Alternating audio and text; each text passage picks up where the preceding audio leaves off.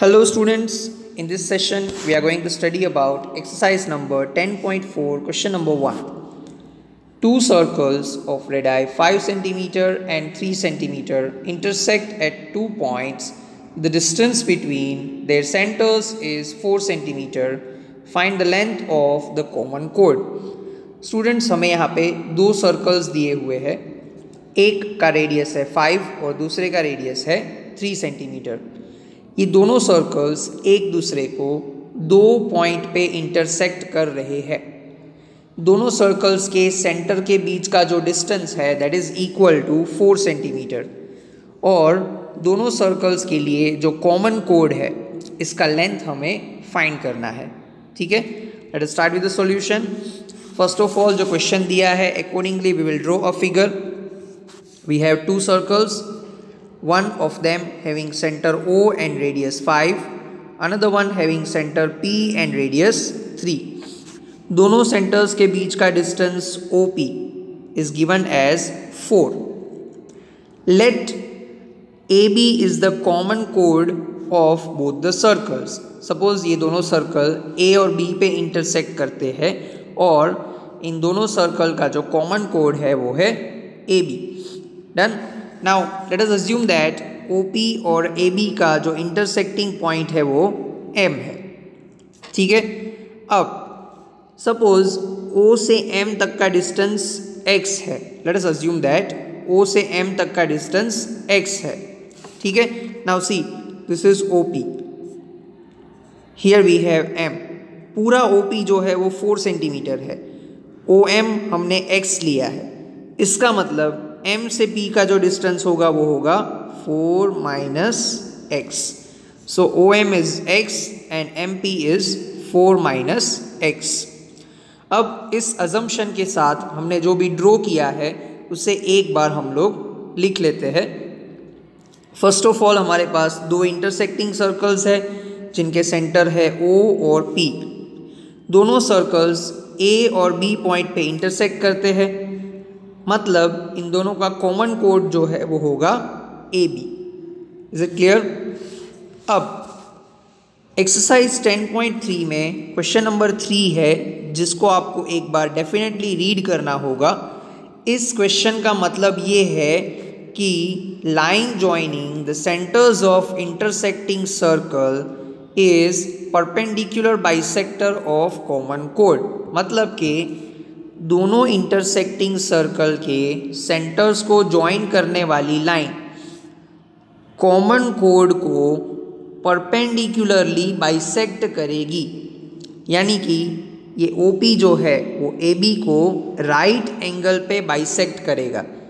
OP AB को right angle पे bisect करेगा, मतलब यहाँ M के पास जो एंगल्स बनेंगे वो होंगे 90 डिग्री के। That means these two triangles, one of them is OMA and the second one is PMA. ये दोनों triangles होंगे right angle triangle. Is that clear?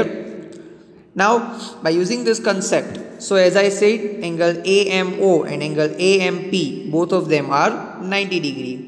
और क्योंकि bisect हो रहा है तो AM और MB दोनों इक्वल होंगे। ठीक है, फिर हमारा अजम्पशन OM को हमने X लिया है, OP 4 है, मतलब PM होगा 4 minus x as I shown you in the figure.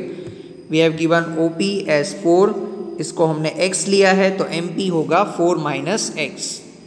ठीक है, अब see we have a triangle AMO जिसमें M के पास एंगल जो है वो 90 डिग्री का है, मतलब कि ट्राइंगल AMO में एंगल AMO इज 90 डिग्री। अब किसी भी राइट एंगल ट्राइंगल के लिए हम लोग पाइथागोरस थ्योरम का यूज़ कर सकते हैं। और पाइथागोरस थ्योरम यानी कि राइट एंगल ट्राइंगल में हाइपोटेनियस का स्क्वायर इज इक्वल टू बाकी दोनों साइड के स्क्वायर का प्लस। यानी कि ट्राइंगल AMO के लिए OA का square is equal to AM का स्क्वायर प्लस OM का स्क्वायर। ठीक है, so that's what we had done. Square of OA यानी कि hypotenuse is equal to square of OM plus square of AM. Now OA is given as 5, so we will put 5 in place of OA. OM we have assumed x, so we will put x and AM square as it is. अब 5 का square होता है 25 और x bracket square means x square and AM square will remain as it is. Now we will take this x square to the left hand side, so it becomes negative. So finally we will have AM square is equal to 25 minus x square. इसे हम equation 1 number दे देते हैं, ठीक है। अब फिर से figure पे आ जाते हैं। Let's see, we have another triangle over here which is triangle AMP. Triangle AMP. अब यहाँ M के पास राइट एंगल है, मतलब यहाँ पे भी हम पाइथागोरस लगाएंगे और कैसे यूज होगा, स्क्वायर ऑफ हाइपोटेनियस यानी कि square of AP is equal to square of AM plus square of MP, ठीक है। So that's what we had written. Triangle AMP में angle AMP is 90 degree. That means AP square is equal to AM square plus PM square. अब AP हमने 3 लिया है तो that is 3 square और AM square हमने यहाँ पे फाइंड किया है सी इक्वेशन 1 में, which is equal to 25 minus x square. तो हम यहाँ पे AM square की जगह पे 25 minus x square पुट कर देंगे और PM जो है वो हमारा 4 minus x है.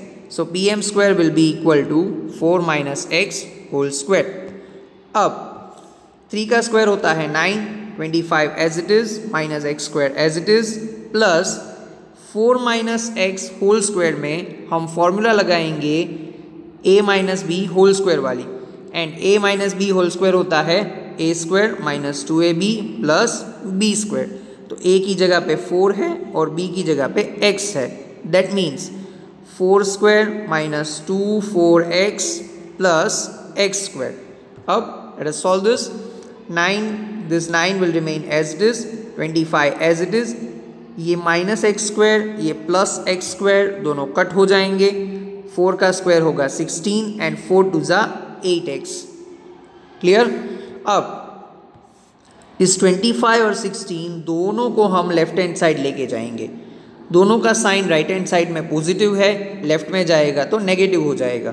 सो 9 एज इट इज़, 25 माइनस में आएगा, 16 भी माइनस में आएगा और राइट हैंड साइड में minus 8x as it is. अब let's solve this. 9 minus 25 minus 16 will give you minus 32 and minus 8x as it is. अब ये minus 8 जो है वो x के मल्टीप्लिकेशन में है, इसको जब हम राइट साइड लेके जाएंगे तो minus 32 के डिवाइड में जाएगा. So we will have x is equal to minus 32 upon minus 8. Minus minus plus हो जाएगा और 8 4 ज़ा 32. So the value of x will be equal to 4. Is it clear. अब ये x की वैल्यू 4 है, इस x की वैल्यू को हम इस इक्वेशन में पुट करेंगे and the equation is am square is equal to 25 minus x square. Now 25 as it is, x की वैल्यू हमने 4 निकाली है, सो x की जगह पे 4 पुट करेंगे. 25 माइनस 4 का स्क्वायर है 16. 25 minus 16 will be 9. So am square is equal to 9. But हमारा एम am स्क्वायर फाइंड करना नहीं है, हमें फाइंड करना है am. मतलब अगर इस am स्क्वायर में से स्क्वायर को रिमूव करना है तो हमें लगाना होगा दोनों तरफ स्क्वायर रूट. जब am स्क्वायर का स्क्वायर रूट करोगे तो that will be am only and 9 का स्क्वायर रूट है 3. सो the value of am is 3. अब ऊपर हमने ये बात की थी कि OP जो है वो AB को बाइसेक्ट करेगी, यानी कि AB के दोनों पार्ट्स AM और MB दोनों सेम होंगे. Done. So MB is also equal to 3. Now AM we have, MB we have, हमें फाइंड करना है AB. तो AB is equal to AM plus MB. AM is 3, MB is 3, दोनों को plus करो, you will get 6. Is it clear? So दोनों circles के common code की लेंथ होगी 6. डन.